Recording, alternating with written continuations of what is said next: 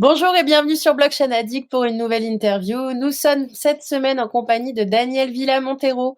Alors Daniel Villa-Montero, c'est deux choses. C'est tout d'abord le livre Alice au pays des cryptos qui est sorti récemment et c'est également le directeur pédagogique de l'école de la blockchain à l'IRA.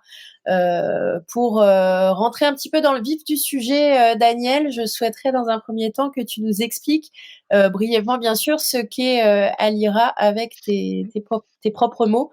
Et puis, c'est un peu une question deux en un comme le shampoing. Et puis, par la suite, comment tu en es venu à devenir directeur pédagogique d'Alira? D'accord. Merci beaucoup Antoine Magali de m'avoir invité. Je suis vraiment très heureux d'être là. Alors, qu'est-ce qu'est Alira? Alira est un organisme de formation, une école, destinée à former toutes celles et ceux qui sont en train de réfléchir à faire les virages du Web 3, à utiliser la blockchain dans leurs activités, à utiliser l'ensemble de ces technologies-là, à pouvoir se former tout en étant, si c'est le cas, en situation de travail. Donc, ce sont des cours qui sont destinés, ce sont des cours du soir, qui commencent à partir de 18h, 20h, quasiment tous les jours de la semaine, sauf le vendredi. Les lundis matins, enfin les lundis soirs, on est avec moi pour les talks à l'IRA. Les mardis, on est plutôt sur de la gestion des projets que les apprenantes et les apprenants doivent faire à la fin. C'est pendant 3 mois. Il y a environ 120 heures de face-à-face pédagogique. On ne compte pas les très nombreuses heures d'enregistrement vidéo et de cours asynchrones. On a formé plus de 1600 personnes. Parmi celles-ci, plus de 1000 ont été certifiées. On est quasiment un peu partout dans l'écosystème. Et globalement, c'est un peu tout l'idée. L'école a commencé avec des formations plutôt techniques, donc développeur blockchain en Mm. l'occurrence. Euh, mais pour l'instant, à l'heure actuelle, aujourd'hui, les 2 tiers des apprenantes et des apprenants sont sur des formations qui sont moins techniques, liées par exemple au conseil en fait conseil dans les entreprises au niveau des blockchains, ce qu'on appelle la formation conseil blockchain, et à côté aussi une formation de finance décentralisée et une finance de tokenomics pour étudier en fait la stratégie économique d'un token. Et depuis janvier, enfin à partir de janvier, ça va sortir. On va avoir 2 formations qui sont entièrement dédiées à l'intelligence artificielle, une dans le développement et une dans la partie consulting. Voilà, globalement, c'est à peu près tout ce qu'on fait actuellement chez Alira. Petite particularité, parce que la news est arrivée il n'y a pas très longtemps, on est le premier organisme en France et à ma connaissance en Europe à fournir une certification professionnelle aux non-développeurs entièrement dédiée à la blockchain, qui est la certification qui est liée à Conseil Blockchain. Voilà. Et tu as dit tout à l'heure, vous aviez déjà fait plus de 1800 élèves qui sont passés chez Alira, c'est Il y a ça? 1800, il y a 1800 personnes qui ont fait des formations chez Alira. Il faut dire aussi qu'il y avait pas mal de formations qui étaient étalées sur plus que 3 mois, où on a pas forcément des gens qui finissent à la fin, puisqu'ils travaillent à leur rythme. Depuis qu'on est sur de la cohorte, on est environ à 80% de taux de réussite. Et globalement, dans l'idée, des gens certifiés qui ont reçu le fameux petit badge d'Alira, donc des gens distingués, on va dire ça comme ça. On en a plus d'un millier, on a dépassé ça il y a quelques mois. Quand tu dis un petit badge, c'est un NFT envoyé sur un wallet pour preuve. Ce n'est pas un NFT parce qu'un NFT est par définition transférable et je ne vois pas pourquoi on devrait transférer un diplôme en quelque Un sorte. Soulbean token, c'est ça? Voilà, c'est plutôt, ça s'apparente plus à ça, mais en l'occurrence, c'est un ancrage dans la blockchain qui est fait par BC Diploma, qui est une entreprise française qui est spécialisée dans les certifications on-chain. Et en l'occurrence, on travaille avec eux, on est parmi ses premiers clients, on travaille avec eux depuis un moment. Donc il y a effectivement c'est un SVG pour être simple, qui est effectivement ancré sur la blockchain. Donc à chaque apprenante et apprenant qui a son petit machin, il peut voir l'ancrage qui a été Mm. fait. Et donc voilà. Donc c'est pas un NFT. Je sais qu'il y a beaucoup de personnes qui disent on veut un NFT. Je dis mais utilisons, enfin, les cordonniers parfois peuvent être bien chaussés, utilisons les bons outils. On n'est pas censé vous fournir un NFT comme un diplôme n'est pas un NFT, il n'est pas transférable. Et il y a combien de formateurs chez Alira? Alors, il y a Combien combien sont de dans fois l'équipe? en fait, ça va dépendre. Des formateurs, on va dire permanents. Des formateurs permanents, on n'en a pas beaucoup, parce que globalement, ils sont à plein temps. Et en l'occurrence, ça se suffit. On a 2 formateurs en développement pur, un formateur qui est plus sur la partie conseil. On a aussi 2 formateurs référents qui passent beaucoup d'heures chez Alira, notamment pour la partie IA et pour la partie gestion de projet. Après, on a plusieurs dizaines et centaines de personnes qui font des conférences une fois par session, spécialistes sur un point précis. On a Fanny, on a Marc Zeller, on a aussi des noms de la DeFi dont je ne peux pas donner leur vrai nom, mais comme par exemple Didi Moon, et naturellement Manu Redpill. Et en l'occurrence, sur la partie jury, on tourne aux alentours de 70 jurys qu'on utilise. J'essaie de faire un tout petit peu tourner, pas toujours les mêmes, au sein des certifications, puisque chaque personne qui finit sa formation chez Alira présente son projet, qui est un projet qui parfois est voué à continuer, pas toujours, mais en tout cas qui est viable et cohérent, devant 2 à 3 professionnels en soutenance individuelle d'1 heure. Attention, on rigole pas, mesdames et messieurs. Hein. Ouais. Okay. Donc n'est pas certifié qui veut. Donc voilà, c'est vraiment fait avec beaucoup de rigueur. Donc, Pour moi, c'était ce que un. tu revenais dire, c'est que les élèves doivent travailler sur un projet qui doivent concorder avec le Web3. Tout à fait, tout à fait. C'est-à-dire que globalement, ils doivent identifier une problématique, ils doivent proposer une solution pour résoudre cette problématique en proposant une DApps qui est cohérente, avec les questions, on va dire un peu totem, hein, qui est par exemple, est-ce que vous êtes sûr que vous ne pouvez faire qu'avec la blockchain, etc., etc. Est-ce que la blockchain a une véritable valeur ajoutée? Et ce que j'aime beaucoup, on a validé les sujets de la session Finet, qui est la session qui est actuellement en cours, en honneur de Alfinet, vous avez bien deviné, qui va soutenir la semaine du 12 décembre. Et en l'occurrence, j'ai été très heureux de me rendre compte qu'il n'y a plus depuis. C'était un peu en bull run, il y avait, mais chez Alira, il n'y a plus de projet bling bling. On n'est pas sur des projets business, on est sur des projets qui ont des véritables problématiques et essaient de les résoudre. On n'est pas sur un énième, on va dire un énième projet DeFi ou de vente de NFT en forme de chien.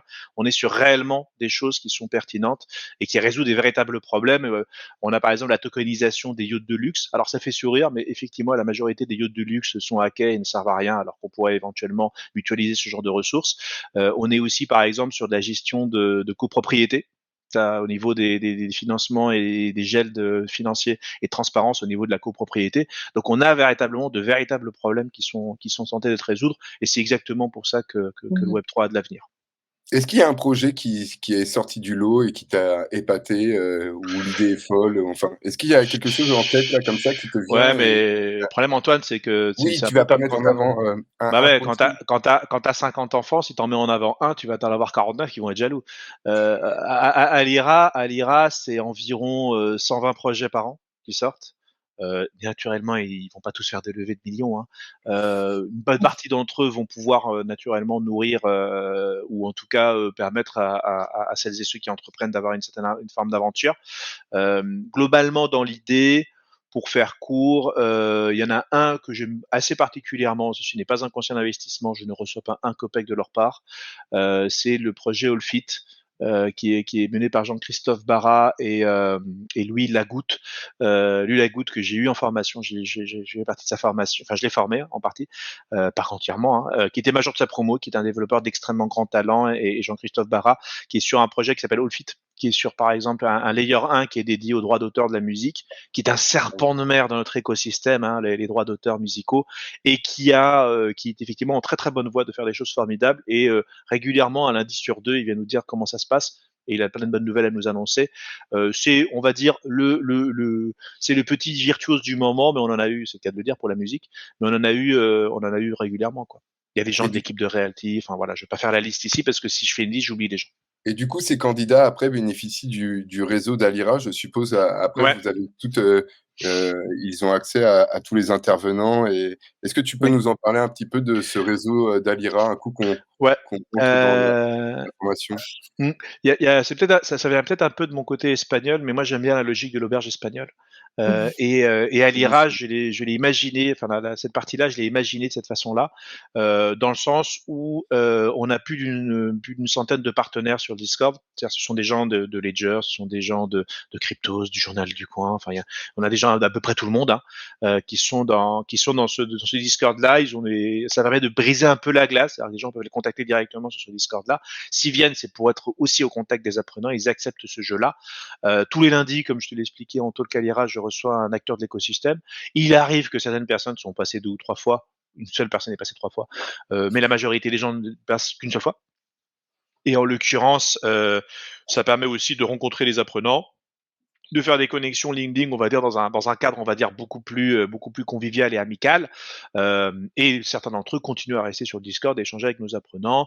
Pour faire simple, on doit avoir une douzaine d'avocats qui sont spécialisés dans la gestion de cryptoactifs, enfin la question juridique des cryptoactifs ou les questions de réglementation RGPD, enfin tous les problèmes en fait très très très sérieux juridiques qui sont liés à cet écosystème-là, et aussi au-delà des professionnels d'activité qui sont pour le coup extérieurs à l'IRA au départ, bah en fait une grande partie de l'activité pédagogique, si c'est sa totalité, se passe sur Discord. Les échanges d'informations, les plannings, les communications, les convocations, toutes ces choses-là se passent par Discord, ce qui fait qu'en fait les apprenantes et les apprenants prennent l'habitude d'utiliser l'outil et après restent. Ce qui fait qu'on a l'un des Discord qui a le plus de professionnels Web3 en Europe, qui est celui d'Alira. Impressionnant. Et vous avez impressionnant. Et vous avez un lieu physique, il me semble. Un jour, j'avais vu quelques photos avec des petites Alors, transats. Mais pour faire très simple, je fais partie de cette mentalité qui dit que être Web3 et avoir un lieu physique est un non-sens total. On n'a pas de lieu physique. On n'a pas de lieu physique parce que, en fait, globalement, pour faire simple, il faudrait se dire où est-ce qu'on le met. Voilà. Donc, si on le met quelque part, ça veut dire Toulouse qu'on ou la brise. capitale? Voilà, Toulouse, la capitale, Marseille, peu importe. Hein, moi, j'ai pas de religion à ce niveau-là. Mais où qu'on le mette, on va exclure des milliers de Français géographiquement. Donc, je vois pas l'intérêt du tout d'avoir des locaux. Après, il y a des gens qui aiment bien avoir des locaux, hein, tant mieux pour eux, mais moi, ça ne veut pas du tout l'intérêt. Quand on a besoin d'un local, alors c'est les fameux transats que tu as dit là, j'ai eu l'immense plaisir chez Alira de donner cours les pieds dans le sable sur des transats. On a fait la fête de Noël l'année dernière à cet endroit-là qui est le centre fabrique. On organise de temps en temps des petits événements.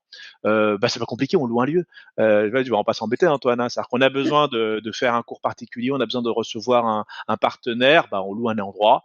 Je vois pas l'intérêt d'avoir des locaux à temps plein qu'on n'utilise pas très souvent. Donc non, je me plais à le dire, on est totalement décentralisé. Moi, en l'occurrence, je suis en Île-de-France, mais je suis un des rares de l'équipe à être en Île-de-France. On a des gens partout en France, en province, bien entendu, pas loin dans la région de Toulouse, on est plutôt nombreux. On en a aussi à la Réunion, enfin, on en a partout. On en a aussi en Europe de l'Est. Donc globalement, on a des membres partout. Le monde est sans frontières. Je ne vois pas pourquoi on devrait se les construire nous-mêmes. Voilà, c'est simple que ça. Ouais. Non, mais je te rejoins sur ça sert à rien de payer des locaux si on n'y va pas et si le public n'est pas amené à passer là-bas. Et globalement, l'argent qui va pas dans les locaux va dans les intervenants, donc ça vous permet d'avoir plus d'intervenants de qualité. Et j'en reviendrai à. C'est vrai que sur votre site, c'est très clair. Je m'étais déjà renseigné sur le financement pour tous ceux qui nous écoutent et qui souhaitent s'intéresser aux formations. Il y a plusieurs moyens de se faire financer la formation. Est-ce que je vais afficher la page, hein, mais je sais qu'il y a 3 possibilités si on est salarié, si on est demandeur d'emploi et si on est indépendant. Et donc, du coup, c'est quand même accessible à tout le monde. Est-ce que tu peux en parler un petit peu? Oui, très rapidement. Alors, accessible à tout le monde, je mets des tout petits guillemets, puisque chacune de ces formations nécessite des prérequis. Donc, il y a des prérequis d'expérience. Alors, on s'inscrit dans une logique de formation continue, d'accord. Nous ne sommes pas une université, nous ne sommes pas une école d'ingénieurs, d'accord. Cela veut dire qu'en fait, on est sur de la formation continue. Ce sont des certifications qui sont inscrites à France Compétences. Donc, en l'occurrence, on est dans une logique de continuité de formation continue des professionnels, ce qui veut dire que globalement, les formations Web3 que vous avez chez Alira sont censées complémenter une activité professionnelle déjà existante. Ce qui veut dire que si vous finissez le bac ou vous avez fait des études et que vous n'avez pas d'expérience professionnelle, il n'y a pas de logique en fait de faire des formations chez Alira parce qu'il n'y a pas encore de professionnels à consolider. Ça, c'est une première logique. Je préfère être très sincère là-dessus. Bon, après, ça concerne 90% des gens qui vont sur Alira, donc c'est pas non plus un problème. Globalement, dans l'idée, il y a plusieurs formes de financement, des financements de la région, des financements de Pôle emploi, des financements de CPF, bien entendu, vous pouvez utiliser CPF pour des formations. On accepte la crypto, hein, voilà, on va quand même pas être trop mal chaussé comme cordonnier, voilà. Alors en bear market, il y a beaucoup moins de gens qui ont payé en crypto, tu remarqueras. C'est un peu, voilà, c'est beaucoup plus rare qu'on l'imagine. On s'imagine qu'on a beaucoup de virements en crypto, mais c'est assez rare qu'on ait des gens qui payent en crypto. Les API sont moins élevés. Voilà, ça c'est un premier point. Après voilà, moi j'ai toujours tendance à dire que la meilleure manière d'investir de l'argent, c'est dans l'éducation, c'est en fait Tout dans à fait, vous-même. Vous vous upgradez et, dans le temps. votre upgradement, sauf pour des raisons dramatiques qu'on ne peut malheureusement pas éviter, bah, personne ne peut vous le voler. Donc là-dessus, pour moi, c'est toujours été quelque chose d'extrêmement important. Ça fait 20 ans que je suis dans l'éducation. Et c'est pour moi effectivement quelque chose que je fais avec beaucoup d'attention, avec beaucoup de rigueur, parce que c'est pas parce qu'on est dans le Web 3 qui est un écosystème un tout petit peu dégène où il y a un côté un peu YOLO quelquefois, que ce n'est pas une chose sérieuse pour autant l'éducation. Oui, donc du coup, j'avais une question un petit peu qui était un petit peu plus de l'ordre de votre logistique. Comment vous sélectionnez les professeurs? Je sais pas si vous les appelez les professeurs, désolée Ouais. si j'écorche. Comment vous les... Alors, on a tendance à l'appeler les intervenants. Déjà parce qu'en fait on les fait intervenir sur des points relativement précis. Globalement, comment on les sélectionne, ça va dépendre en fait si ce sont des formateurs référents, c'est-à-dire des gens qui sont en contact en permanence avec les apprenants et les apprenantes. Globalement, ça va déjà être les connaissances. La particularité, c'est que dans l'écosystème, on est tous passionnés, il y en a plusieurs personnes avec qui on travaille qui sont des références dans l'écosystème. Oui, J'ai cité Marc Zeller tout à l'heure parce que j'aime bien le citer. C'est quelqu'un que j'aime beaucoup parce qu'il dit les choses franchement. Mais il y en a beaucoup plus autour de nous. Donc déjà, on se fait recommander vis-à-vis de ça. Il y a un peu, on va dire un entretien de test qu'on vérifie qu'effectivement les connaissances sont faites, le retour des apprenants, le fait que à chaque fois on n'est pas d'apprenants qui disent l'intervenant il a dit une connerie. Donc dès qu'il y a ça, la personne est jet direct. Donc globalement, les formateurs qu'on a chez Alira, qu'actuellement on a depuis 1 ou 2 ans, jamais leur expertise n'a été remise en question par qui que ce soit, même des apprenants extrêmement chevronnés qui allaient vérifier tout ça sur Internet. Donc ça c'est le premier point. Après, l'intervenant peut faire des erreurs. En ce qui oui, concerne les intervenants extérieurs, j'aurais tendance à dire que ce sont ceux qui sont adoubés par l'écosystème. Donc des personnes qui ont des positions, qui ont des projets qui fonctionnent, qui ne sont pas. Alors c'est ça un tout petit peu le souci. Il est très très simple dans l'écosystème de dire que je suis le fondateur de moi-même. Donc des gens qui sont fondateurs et qui sont tout seuls, ils sont juste eux, ou des gens qui sont directeurs généraux et il y a juste eux, tu vois, je veux dire. Donc c'est très facile en fait de te autoproclamer directeur, président, fondateur tout seul oui, et d'être tout seul.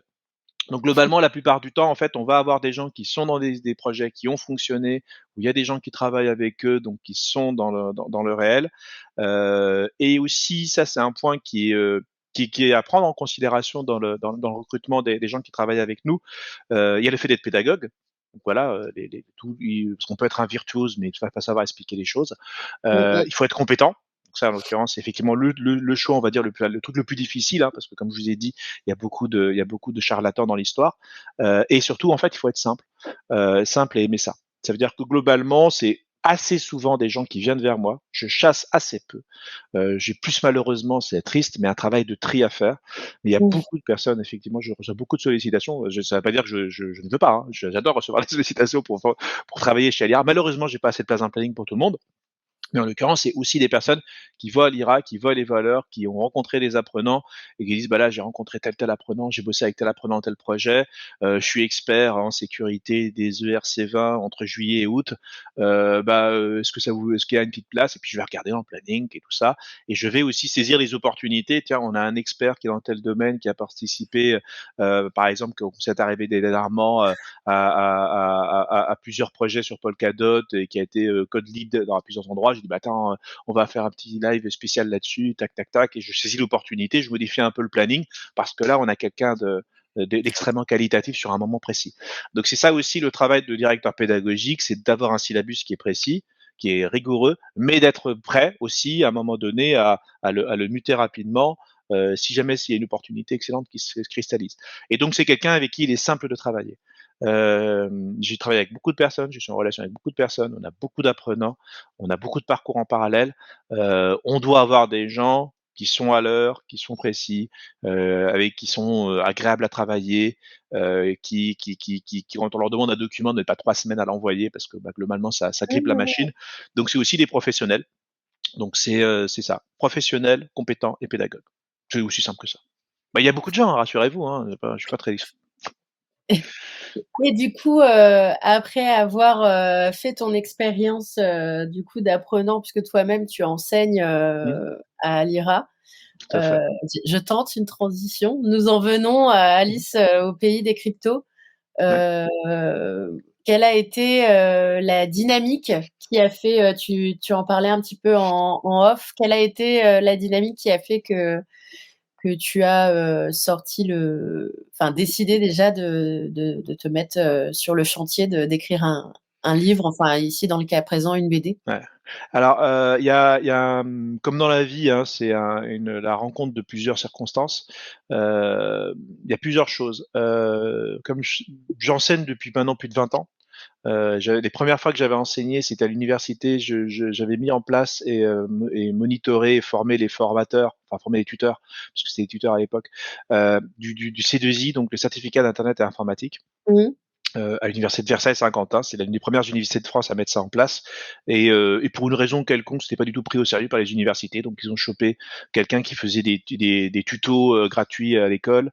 Enfin, à l'université, en l'occurrence, c'était moi. Ils m'ont dit, Daniel, est-ce que tu veux orchestrer tout ça? Donc j'étais directeur pédagogique quand j'avais 22 ans, tu vois, enfin 21 ans. Donc je savais pas du tout ce que je faisais.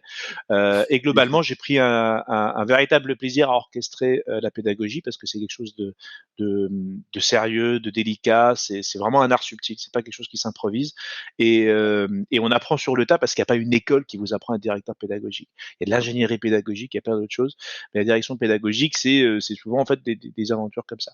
Et pour le coup, j'enseignais depuis un moment et je faisais déjà partie des gens qui expliquaient début des années 2000, oui, vous savez, avoir un site web, avoir un site vitrine, avoir une visibilité sur les réseaux sociaux, pour votre business, c'est intéressant et c'est important. Mmh. C'était pas du tout à la mode à une époque.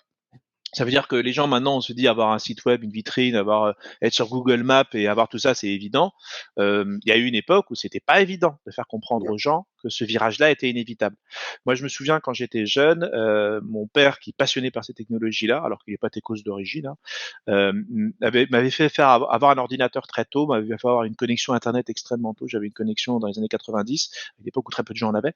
Et en fait, quand j'expliquais ça à mes camarades de classe, au lycée et tout ça, et qui venaient chez moi, je leur dis voilà, et là tu te connectes, tu vois, tu as un forum, et là je peux écrire un truc, j'appuie sur entrée, et c'est gravé pour l'éternité. Enfin, tu sais, voilà, t'imagines un peu comment j'étais quand j'étais ado. C'était sur Euh, Skyblog, ça.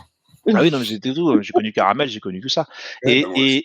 Et en fait, pour le coup, quand après ils rentraient, moi j'avais des coups de fil après de leurs parents en disant non, on n'aura pas Internet chez nous, je veux pas de ça à la maison, c'est dangereux, c'est pédophilie néo-nazi. Donc Puis j'ai connu. on n'a pas le téléphone quand il prend internet, du coup c'est chiant, Voilà, ouais. on n'a pas de téléphone quand il prend Internet. Donc moi, j'ai connu une partie non négligeable de la population qui dit on n'aura pas Internet chez nous, c'est le mal. Et en fait, aujourd'hui, quand on dit on n'aura pas de crypto Bitcoin parce que c'est le mal, c'est la même forme d'obscurantisme, la même forme en fait de paresse intellectuelle. C'est les mêmes mécanismes. Je vois exactement les mêmes choses, euh, la même agacement dès qu'on essaie d'argumenter parce qu'en fait Mmh. ils n'ont pas d'argument, qu'en fait ils ont ce qu'on appelle un prêt-à-penser, ils ont ce qu'on appelle une fuite mentale. Ça veut dire que globalement ils se disent je ne comprends pas.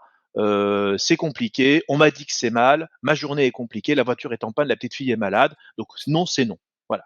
Et c'est normal parce que c'est un mécanisme de survie qu'on a tous, parce qu'on a des journées de dingue et on peut pas être expert en tout. Voilà. Globalement, on peut pas leur en vouloir. Et c'est normal, hein. Et une fois qu'on comprend, une fois qu'on connaît, bah, on arrête de jeter des caillasses sur la locomotive et on comprend que la locomotive, c'est pratique. Bon, ça, c'est le premier point. Et en fait, j'avais toujours vu qu'il y avait ce problème-là, qui était il fallait un support, quelque chose, un livre, un bouquin, une brochure, un cours. On a même pensé chez Alira de faire un cours d'introduction de 2 jours juste pour initier les gens et de leur dire comprenez ces technologies-là, ce qu'elles peuvent faire, ce qu'elles ne peuvent pas faire, les dangers et les bénéfices. C'est une techno comme une autre. Arrêtez d'avoir peur du feu. Et j'ai jamais trouvé l'occasion de le faire. Et il y a eu un ancien qui a été contacté par une maison d'édition, des éditions du Faubourg, qui m'ont contacté et qui ont dit voilà, on a discuté avec un de vos anciens, Michael, si tu nous écoutes, bah en gros on voudrait faire une BD sur la crypto et on nous a dit que vous étiez la personne parfaite pour ça. Donc déjà j'étais un peu flatté, je me suis dit ah bon d'accord merci. Je voulais toujours écrire un livre et jamais pensé à une BD, ça m'a jamais traversé l'esprit. Pourtant je suis très BD, j'adore lire les BD. Et je me suis dit bah pourquoi pas. Au début, je pensais faire un manuel, je pensais à un truc qui expliquait, puis on s'est rendu compte très rapidement avec l'éditrice, son équipe et le dessinateur qu'on a rencontré assez rapidement, Nicolas Ballas, qui est aussi le père de ce magnifique objet, que en fait, ce qui était, ça m'a permis de cristalliser un sentiment que j'avais de manière un peu obscure et inconscient, c'est qu'en fait, il faut arrêter d'expliquer ce que c'est que la crypto, il faut expliquer ce que c'est que vivre l'écosystème crypto. De vivre un bull run, de vivre le doute, les certitudes, les craintes, Mmh. les convictions, le fait d'aller j'en ai parce que j'ai envie de posséder mon argent. Qu'est-ce que ça veut dire posséder mon argent? Je sais que c'est souvent moqué par certains hommes politiques, mais posséder son argent, c'est faire ce qu'on a fait pendant plusieurs milliers d'années. C'est humain de vouloir posséder les choses et pas des confier à quelqu'un qui peut vous les retirer du jour au lendemain. Et en fait, la particularité, c'est que tout le temps chez les apprenants, comme en fait on est sur de la reconversion professionnelle dans la très grande majorité des cas, ou une grande partie des cas en tout cas, c'est toujours une histoire humaine. Ça veut dire c'est toujours un compagnon, une compagnon, c'est toujours des enfants, c'est toujours des collègues de bureau ou des anciens collègues de bureau ou de la famille qui te disent ah, pourquoi tu te mets dans le Web 3, qu'est-ce qui s'est passé, tu imagines la mère, qu'est-ce que j'ai raté dans mon éducation, pourquoi tu vends de la drogue, des cryptos je veux dire. Tu vois ce que je veux dire, c'est-à-dire que qu'est-ce qui fait que on trouve ce monde-là un peu merveilleux, donc aller au pays des cryptos, c'est pas pour rien, qu'on tombe dedans, qu'une fois qu'on tombe, on ne revient pas de Bitcoin, on ne revient pas de ces choses-là. Cela veut dire que quand on est là-dedans, bah en fait, on peut plus voir le monde pareil. Et c'est exactement comme Alice au pays des cryptos. Quand Alice tombe dans le puits, elle ne peut plus voir le monde pareil. Et c'est pour ça qu'en fait, on sort cette vieille réplique un peu cypherpunk qui est la fameuse pilule de Matrix, parce qu'on peut plus voir le monde pareil une fois qu'on a compris ce qu'il y a derrière le miroir. Et, euh, et pour le coup, je me suis dit, en fait, c'est ça qu'il faut. Donc cette bande dessinée, je l'ai fait pour plusieurs raisons. La première, parce que je ne supporte pas que des gens vivent dans une forme d'obscurantisme, et je ne supporte pas que des médias et des hommes politiques profitent de l'ignorance des gens pour avoir du pouvoir. C'est quelque chose qui me rend faim, qui me rend dingue, ça me rend malade. Donc ça, c'est le premier point, c'est de me dire, voilà, vous aurez le droit de faire votre propre opinion, bien, mal, mais sachez d'abord de quoi on parle. Et une fois que vous avez compris de quoi on parle, vous avez le droit de choisir de manière éclairée. Sinon, vous n'êtes pas des citoyens, vous êtes juste esclaves de la pensée d'un autre. Deuxièmement, il y avait les anciens. Tous les anciens qu'on a, qui me disaient voilà, est-ce que je voudrais et je reçois une avalanche de remerciements suite à cet objet qui est juste. Enfin, moi, je suis dans un petit nuage d'endorphine depuis 2 mois, hein. Parce qu'effectivement, on me dit voilà, je l'ai lu, ma copine, ma femme, mon époux l'a lu, on a des vraies discussions, il me pose des questions de machin et tout, donc je vais peut-être éviter des divorces avec cette BD. J'ai permis à des enfants de se réconcilier avec leur père ou inversement. Oui, Ça veut dire que on peut même le faire lire à des enfants. Je crois qu'il est vraiment on accessible à tout le peut monde. le Enfin, faire lire à tout le monde, on peut le faire lire à tout le monde. Alors parce que ça ne parle d'investissement et que enfin ça des parle ados, d'argent, enfin au des niveau des librairies, c'est limité à 15 ans, puisqu'on n'a pas le droit de parler bien sûr, d'argent aux gens avant 15 ans. bien sûr. Mais en l'occurrence, pour donner un petit exemple, Mmh. on avait, il y a des gens de l'écosystème qui l'ont fait lire à leurs enfants. Il y a même Agathe qui, le grand-père, enfin le père d'Agathe a lu à sa fille, à sa petite fille, la bande dessinée, alors qu'elle a genre 2 ans. Enfin son fils qui a genre 2 ans. Donc vous voyez ce que je veux dire, c'est-à-dire que tout le monde peut lire cette bande dessinée, c'est une bande dessinée.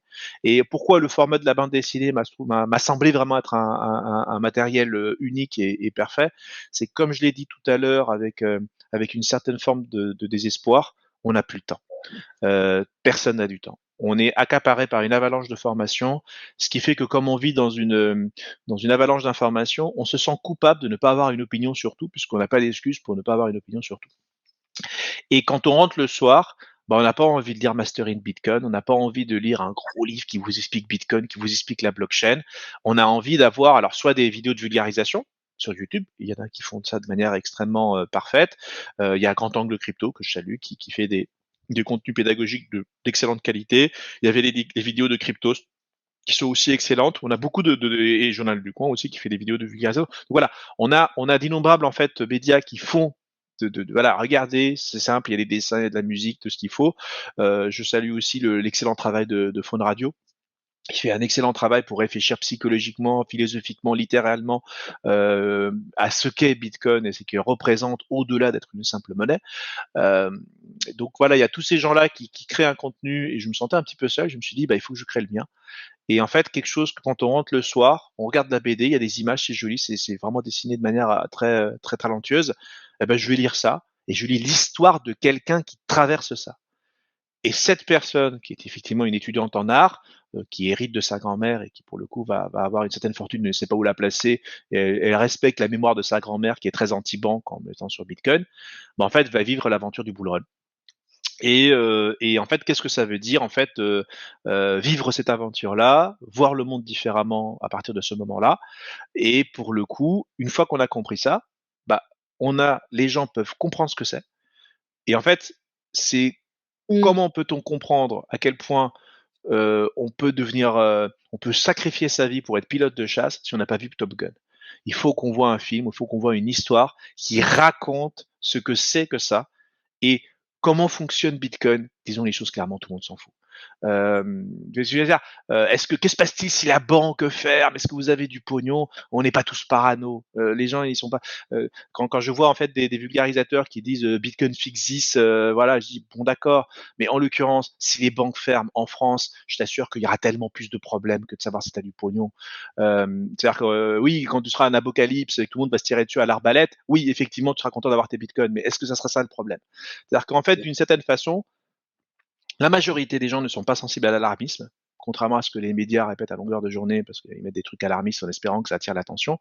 La majorité des gens ne croient pas dans l'alarmisme. La majorité des gens veulent comprendre ce que c'est que vivre ces choses-là. D'où la bande dessinée. Non, mais je trouve ça génial. Faut pas hésiter à m'interrompre, hein, parce que sinon, moi, je fais une heure. Hein. Ils veulent des cas d'usage, enfin du concret, quoi. Et moi, je trouve ça génial parce que comment je vais m'en servir moi quotidiennement. Pardon. Antoine. Oui, et puis au-delà de ça, c'est pourquoi en fait plus de 200 millions de personnes s'intéressent. Plus de 200 millions de personnes ont de la crypto. Enfin, on peut plus balayer ça d'un revers de main. En Argentine, en Argentine, il y a plus. Ouais, ça se touche pas. C'est-à-dire que ce qui est compliqué, Antoine, c'est que ça ne se touche pas en fait. Ouais, puis en fait, c'est des jetons, mais on les a sur nos ordinateurs. Enfin, on ne voit rien. Il y a rien de palpable. Et là, un livre, et ben, ça nous fait déconnecter des écrans. C'est pratique pendant les voyages, de pouvoir aussi parfois se forcer à quitter un écran et de passer sur un support papier. Fait du bien aux yeux, fait du bien à la tête. Ça change de support. Et ouais, je trouve, il y en a pas beaucoup des livres. Enfin, si, maintenant il y en a de plus en plus. Hein. Mais ton idée est originale. Je trouve que ça accompagne bien. Il faut toujours des personnes qui, pour s'intéresser aux crypto-monnaies, soit on en donne et d'un coup, il aura un tableau de bord et il se dira: «Tiens, ça monte, ça descend». Soit il faut que ça le touche autrement et je pense que parfois un cadeau comme un bouquin comme ça peut mettre la lumière sur, la technologie blockchain, ce que c'est la crypto et la personne va s'y intéresser après si ça la pique ou pas. Mais c'est vrai que, ça permet de toucher, à mon avis, une certaine cible qui n'est pas encore dans les crypto-monnaies et il y a aussi une cible qui veut juste, apprécier, changer de support et lire un bouquin, ce qui fait pas de mal. Donc j'apprécie beaucoup. Est-ce que tu aurais des petits screens à nous présenter, Oui, enfin, je vais présenter 2 ou 3 petits screens, on va faire ça, parce que c'est quand même, comme tu as dit tout à l'heure, hein, on va au moins toucher avec les yeux. Alors globalement, l'idée en fait, c'est que on voulait un style graphique relativement léger. Attendez, je partage dans 2 secondes. On voulait un style graphique, vous voyez là, c'est bon? Hop, je le mets. Ajoute à la scène, c'est bon. Voilà. On voulait un style graphique relativement léger.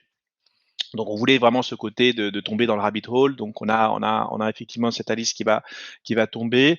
Alors pour le coup en fait voilà, en plus on avait choisi la couleur pour que ça soit très joli, que ça tape un peu à l'œil, ce fameux jaune sur ce bleu pour que dans le niveau des rayons on le voit tout de suite.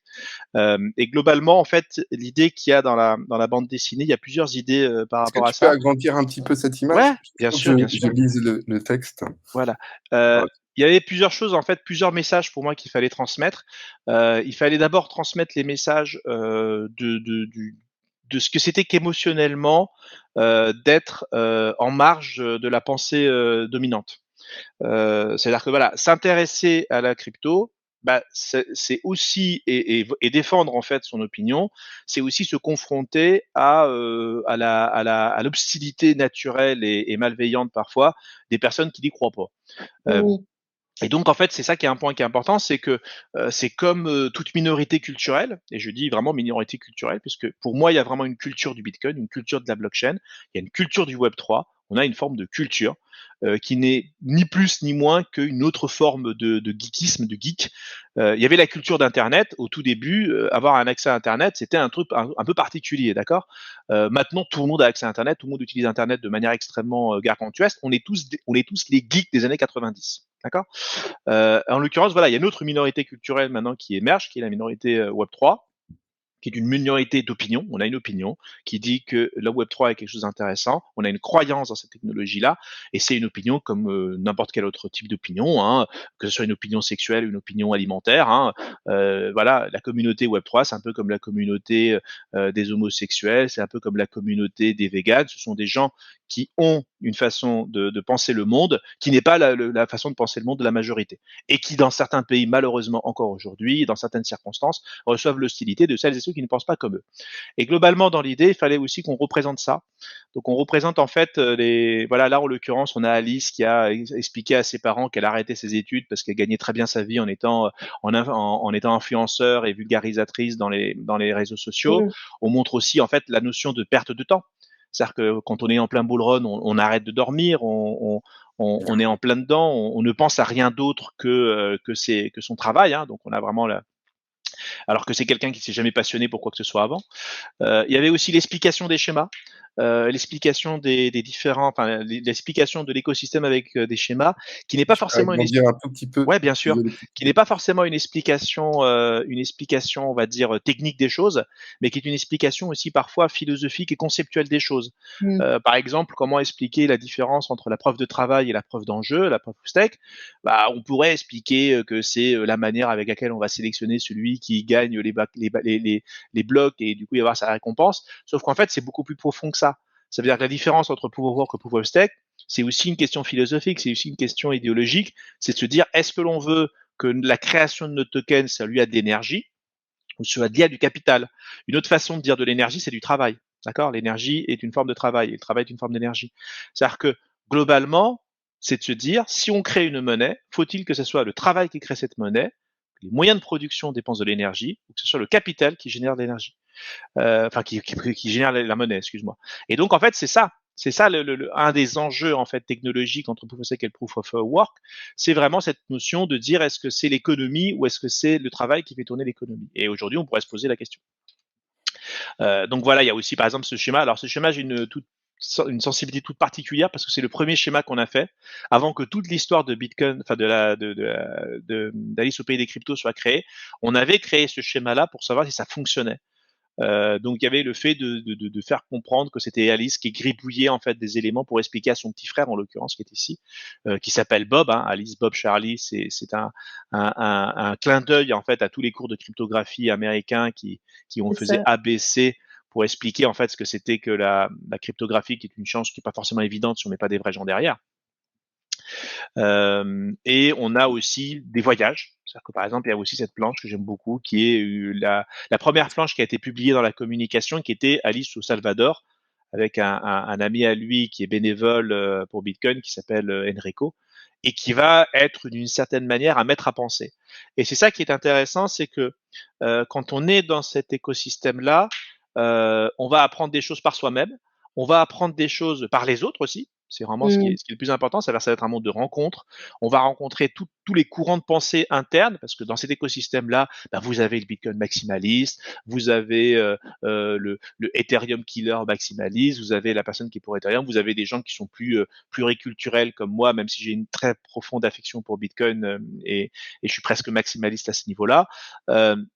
On a énormément de courants de pensée différents, de façons de voir les choses différentes, et on va comme ça piocher l'opinion d'un l'autre et de l'autre afin de construire, c'est ce qui est quand même merveilleux, sa propre pensée. Donc il fallait aussi que Alice rencontre comme ça différentes personnes et qu'elle change d'opinion. Ça veut dire qu'au début elle pense ceci, au milieu elle pense cela, et à la fin elle pense autre chose. Et donc ce chemin était pour moi, ce chemin initiatique, parce que c'est vraiment ça, Alice au pays des cryptos, c'est un chemin initiatique. Il était important pour moi qu'il se cristallise de cette façon-là. Donc c'est une histoire humaine en fait. Et c'est ça qui pour moi est le point essentiel, c'est que c'est une histoire humaine, et je pense qu'on devrait voir émerger de plus en plus des histoires et en fait, pour la faire très simple, en fait, de la création culturelle liée à cet écosystème-là. Ça veut dire des films, des séries, des BD, des livres, des romans. Alors, en parlant de romans, bah tiens, on va faire un petit clin d'œil à notre ami, à notre ami Benjamin, qui a créé, voilà, qui a créé Christopie, qui est effectivement un recueil de petits romans, de petites nouvelles, on va dire plutôt des nouvelles dystopiques sur ce que pourrait être l'avenir en 2035 et même au-delà, hein, dans un monde où effectivement la blockchain et les cryptos, Bitcoin ont une place réelle. Et en fait, c'est ça on est sorti quasiment à 2 semaines d'intervalle au niveau de l'OBD. Mm. Et Alice a un grand frère qui est Cryptostopie, Dystopie au final. Ils sont frères de la même idéologie, la même pensée, qui est effectivement de créer cette forme de cryptoculture. Et donc pour moi, c'est quelque chose qui, je pense sincèrement, pour faire court, hein, et pour résumer les choses, on a besoin de ça. À mon sens, on est passé au stade où euh, les gens qui ont un véritable besoin d'égalité dans les rapports de force, d'équilibre, de transparence, la majorité sont déjà dans le Web3. Et ma dernière question, moi, c'était combien de temps ça t'a pris de l'idée à l'écriture? Combien de temps Ça m'a détruit tous mes week-ends pendant un an. Ah, d'accord, quand même, d'accord, oui. Alors donc voilà, donc c'est une forme d'accouchement très compliquée, tu vois. C'est pas les 9 mois, 24 heures sur 24, mais c'est tous les week-ends pendant un an. C'est une autre forme de paternité, mais ça m'a fait parce qu'en fait, dès que je ne travaillais pas par Alira, j'étais en train de réfléchir en me disant ah il y a ça, et puis tu fais l'histoire, tu l'as réécrit. Il fallait qu'on s'attache à ce personnage, qui est quand même un personnage qui voilà, il fallait aussi que en gros toutes les facettes du Web 3 le plus possible soient visibles, qu'on voit un peu tout, Oui. mais qu'en même temps le moldu comprenne. Tu vois ce que je veux dire? Donc il y avait plein de, c'est pas Non, mais simple. c'est un an de travail, du coup, un an de travail tous les week-ends où tu as C'est ça. peaufiné cet ouvrage. Donc, félicitations, Daniel, pour ce bouquin. Merci infiniment, Félicitations Antoine. aussi pour Alira, parce que franchement, chapeau le travail. Moi, je sais que vous êtes l'une des premières écoles et je vous vois toujours sur le marché. Donc, franchement, super. Et au plaisir un jour de te réinviter, Daniel. J'avais juste une petite Ouais, dernière vas-y. question, excuse-moi Vas-y Antoine. Magali, je t'écoute. C'était plutôt une question un peu plus précise sur le corps enfin qui concernait plutôt l'édition. Comment une fois que tu avais terminé la BD et que tu l'as présentée aux maisons d'édition, est-ce que la démarche a été simple ou est-ce qu'à l'inverse tu Ça, as rencontré quelques obstacles j'ai, parce que c'est le Web j'ai, 3, ouais, parce que ouais. J'ai eu une chance merveilleuse. C'est la maison d'édition qui est venue vers moi. C'est-à-dire que je ah, n'ai pas eu, tu vois, je n'ai pas eu en fait cette espèce de chemin parcours du du combattant. combattant très pénible qui est de convaincre, s'il vous plaît, éditez le Web 3, c'est important pour la planète. Donc voilà, j'ai pas eu ce problème-là, fort heureusement, parce que je sais pas si j'aurais eu la patience, j'étais quand même très occupé. Donc ils voulaient, enfin c'est l'édition Faubourg est pour moi une des maisons d'édition qui est des plus courageuses en France, qui va aborder des sujets qui ne sont pas abordés par le mainstream. C'est peut-être pour moi la maison d'édition qui réfléchit le plus à ce qu'est vraiment avoir sa propre pensée et pas faire du prêt-à-penser classique. Donc voilà, on va aborder je vous encourage vraiment à regarder, hein, on va aborder la question de la femme, enfin les conditions de la femme dans beaucoup de pays, on va aborder le nucléaire, on va aborder en fait pas les sujets qui fâchent, mais des sujets où en fait il faut se faire un avis éclairé sur les choses. Et en l'occurrence, j'étais très content et j'ai vraiment été travaillé avec des gens qui étaient très ouverts, qui naturellement avaient un peu les poncifs habituels. Hein, dit oui, mais attends, mais comment ça, c'est pas polluant? Je dis oui, c'est polluant, mais on va t'expliquer, c'est beaucoup plus complexe que ça. Oui, mais les criminels, oui, les criminels, bah oui, ils utilisent aussi l'eau en bouteille et la voiture et ça te pose pas de problème. Enfin, c'est-à-dire que d'une certaine façon, il fallait quand même, c'était des gens qui avaient été quand même un tout petit peu contaminés, mais qui étaient terriblement ouverts d'esprit. Et c'est la cible d'Alice au Pays des Cryptos.